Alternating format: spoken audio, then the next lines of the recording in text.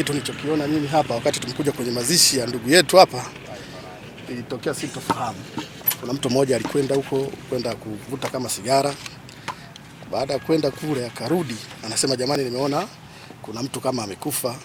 Ikabidi watu tutoke twende mpaka eneo la tukio, tukakuta kweli mtu karazwa juu ya kaburi. Na kweli katika kuangalia kuna baadhi ya watu walikuwa hawajamtambua vizuri, lakini kuna mtu mmoja ni mtoto wa mheshimiwa diwani aliyepita. Kaja akamuona akasema, huyu mbona mimi namfahamu. Huyu anaitwa Ngosha. Basi ndio hilo tukio lililotokea. Lakini mara nyingi Marolo huwa inaletewa vitu kama hivi. Huwa inaletewa, sio kwamba watu wanauawa hapa. Kwa mfano hata huyu mmejionea, huyu mtu hajauawa hapa. Nadhani hata damu hakuna chochote ambacho unaweza ukathibitisha, hakuna misuguano.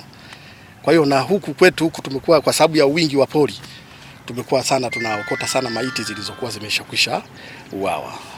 Pigiwa tu simu ya ghafla tu na mama yangu. Kaniambia bwana Ngosha amefariki, ila wamemuua. Ndio nikawa nimetoka moja kwa moja kuja eneo la tukio, nikakuta tayari mwili wafanyaje wamepakia. Ngosha alikuwa pia ni bodaboda wangu ambaye nilikuwa namuamini hata kwa mizigo yangu ya nyumbani. Kuanzia familia yangu kumwagiza kila kitu. Naona kikweli nimeumia sana. Sikuwahi kusikia na ugomvi na mtu wala fitina na mtu, na alikuwa ni mwadilifu kwenye kazi yake na ni mwaminifu pia. Hata ungempa milioni ilikuwa inafika. Kwa majina naitwa Doto Mamtuya, ni katibu wa maafisa usafirishaji mkoa wa Tabora. Nipo na viongozi wenzangu ngazi ya mkoa pamoja na wilaya.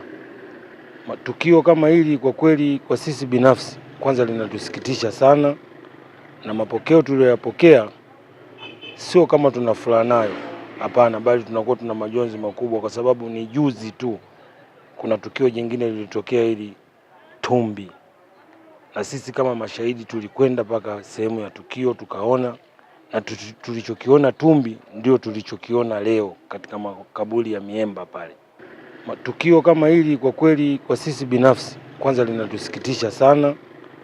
Marehemu kwa kweli kakutwa kafungwa kamba miguuni pamoja na mikononi, alafu wamemlaza juu ya kaburi. Sisi kwenye utendaji wa kazi wetu kuna vitu viwili ambavyo tunakuwa tunavisema mara kwa mara. Yaani ukibeba mishikaki kwa usiku, hakikisha basi unayembeba unamfahamu. Lakini kama umfahamu upaswi kubeba mishikaki, kwa sababu ukibeba mishikaki lazima ukutane na matukio kama haya. Sisi wenyewe tunayalaani sana, na tunawasihi bodaboda wasiwe wanasubutu kufanya vitu kama hivi tunavyovikataza sisi viongozi wao. Uchunguzi unaendelea, na kwa hiyo sisi kauli yetu ni kwamba tutaendelea kupambana usiku na mchana na wahusika mpaka tuhakikishe kwamba nao tumewatia nguvuni ili waweze kwenda mbele ya sheria.